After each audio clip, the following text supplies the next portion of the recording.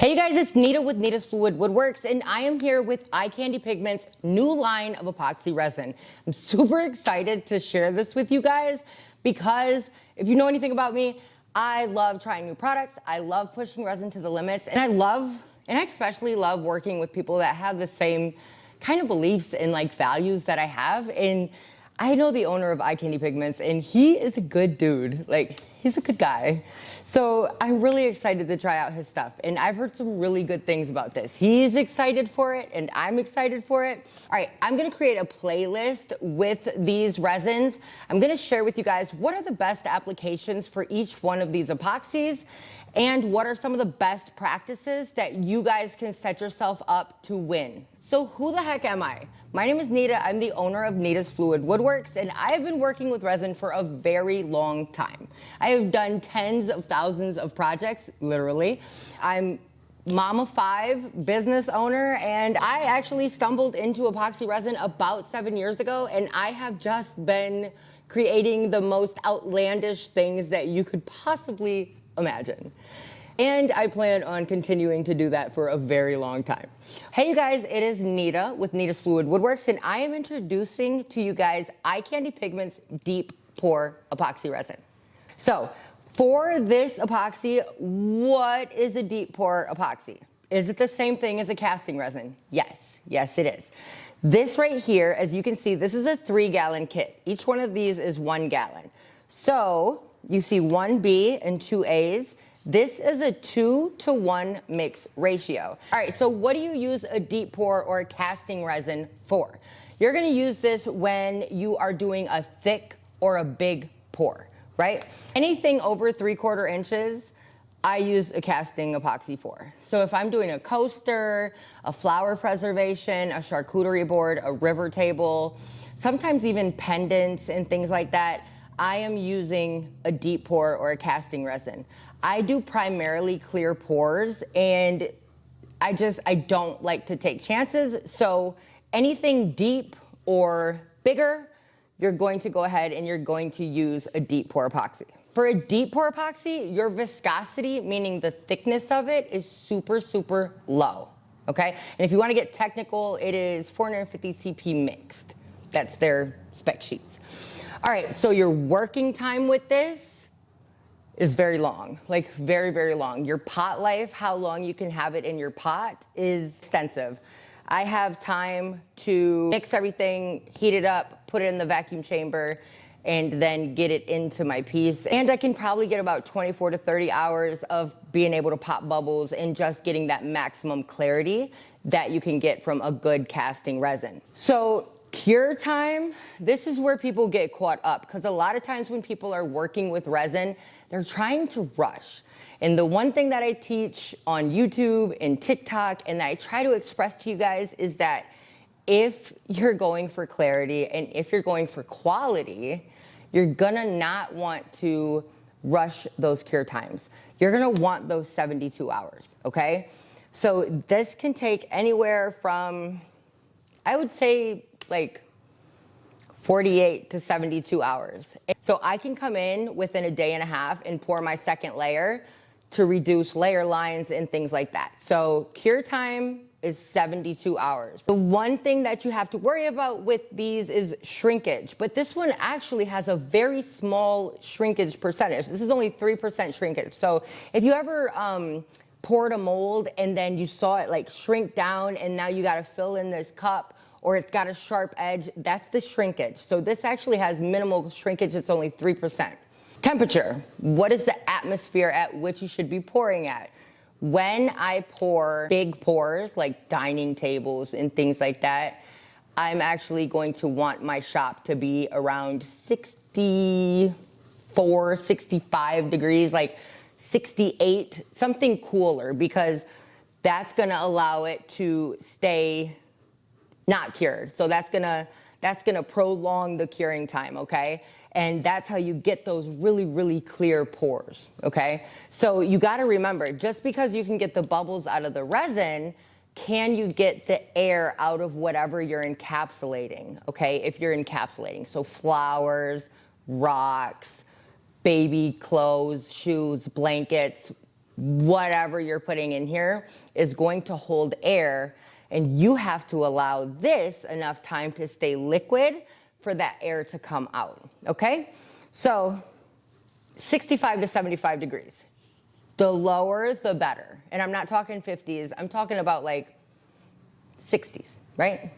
70, something like that. And as far as hardness at full cure, it's got Shore D80. I don't know if you know what that is, but it is pretty hard, and I will show you guys just how hard it is. Why do people use an epoxy like this instead of using an art resin or a tabletop resin? So one thing that happens is an exothermic reaction, the exotherm, right? This is actually made to not do that.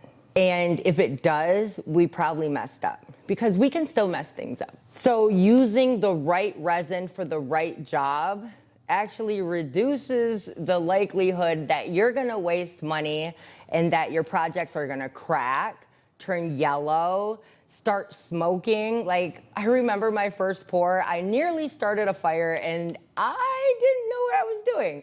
And it turned yellow and it smoked and it cracked, and I think it got like 400 degrees or something like that. Like, that was crazy. So when you're using a casting resin, that's because I didn't use a casting resin.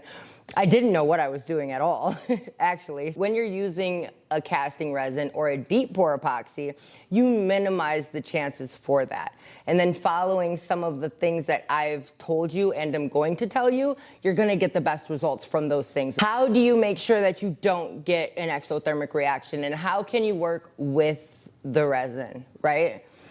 There's a few things that you can do. You want to make sure that you slow the curing process down as much as possible and not try to hurry it up or rush it. I've seen people actually try to put epoxy in a microwave. I've seen them get heating pads and like all of these things.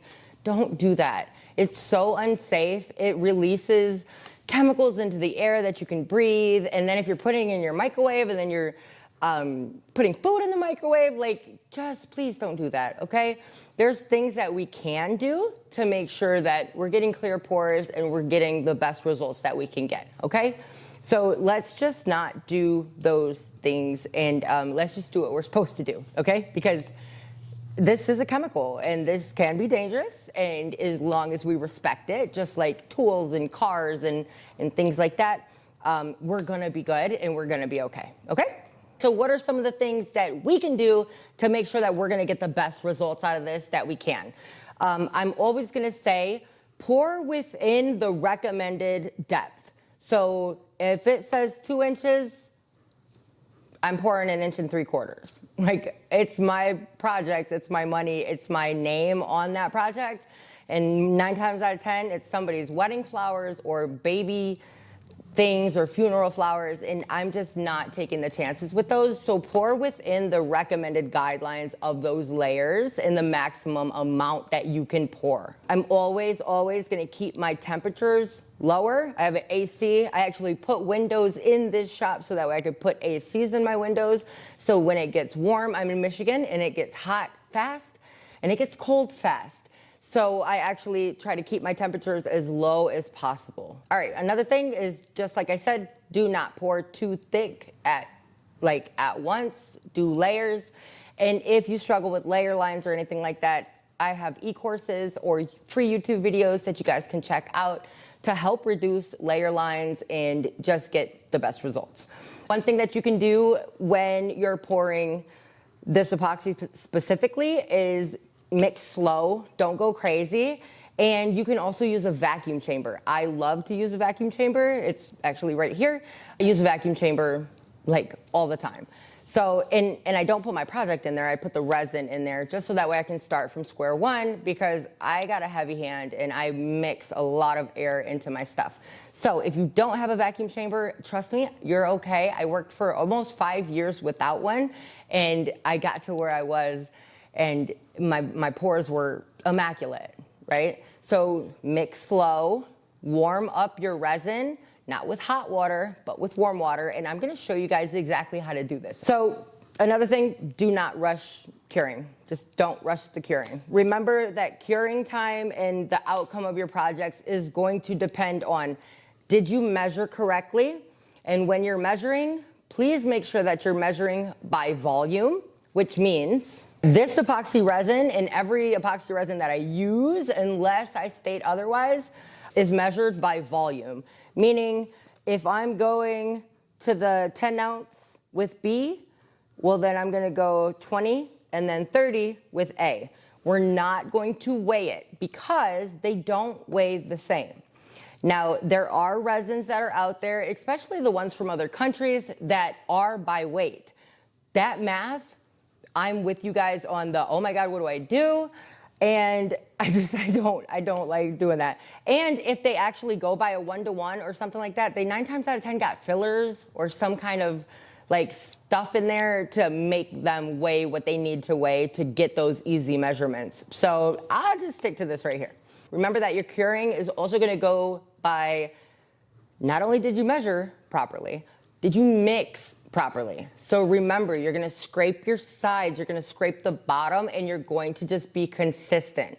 Whether you're using a drill, remember you have to use a stick. You have to scrape those sides, and you cannot do that with a drill paddle. All right, so I went ahead and I asked you guys, what do you want to see me pour with this epoxy?